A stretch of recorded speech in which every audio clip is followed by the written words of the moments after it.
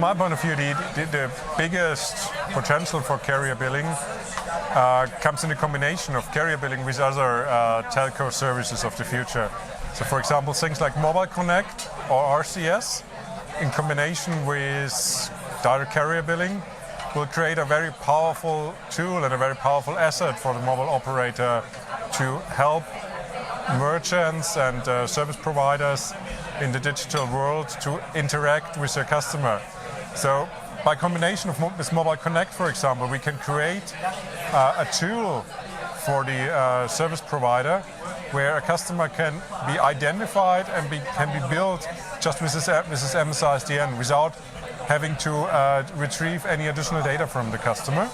And that is a very powerful tool which is helping service providers to speed up and enhance the customer experience for their customers when they're using services which are very much smartphone-centric. Well, basically, I think one of the markets which have a very large potential is the whole transport market and the new market for new forms of mobility, like the electronic scooters which are around in European cities, like transport tickets, transport services like Uber, taxi services, and of course the whole market of electric mobility. It could be also interesting for the retail market in specific scenarios.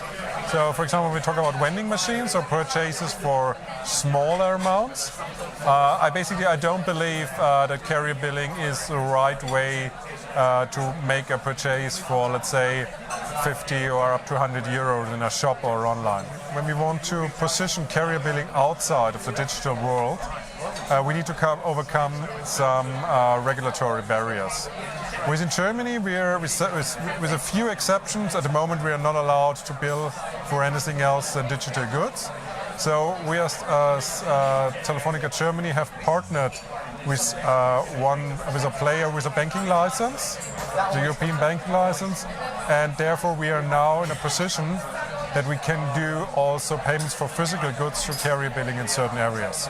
Unfortunately, with some customers, carrier billing still has a bit of a mixed perception due to the mixed history of carrier billing connected to fraud, etc.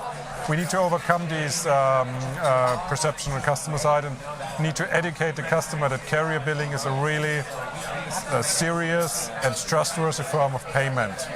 In order to do that, we have teamed up with the other German MNOs and created something which is called Clean Market Initiative, where we are actively educating the customers, where we're implementing measures against fraud together to create a harmonized, safe customer experience when using carrier billing for our customers. We clearly see with a younger generation which have grown up with a smartphone, have grown up using mobile services, they have a completely different perception of carrier billing.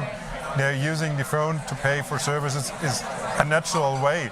And with these kind of customers, it's a bit different. They don't understand why can't I use this easy form to pay also when I'm buying a transport ticket, for example.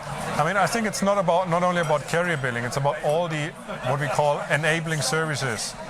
It's about messaging services, identity services like Mobile Connect, and carrier billing sits among these portfolio of enabling services, because with these enablers we can create what we call a 360-degree customer experience for a customer of a digital service provider. So basically we can help the digital service provider to communicate to the customer, we can help him to identify the customer, sign up the customer, and also to bill the customer. And therefore we are creating a unique customer experience which enables our customers to experience digital services much easier than having to use one service for identity and another one for payment. So it's from a financial point of view for an operator. If you look at the complete context, of course, it's a small fraction, but in order to, how can I help our customers to enable, enhance their digital life, it's very important.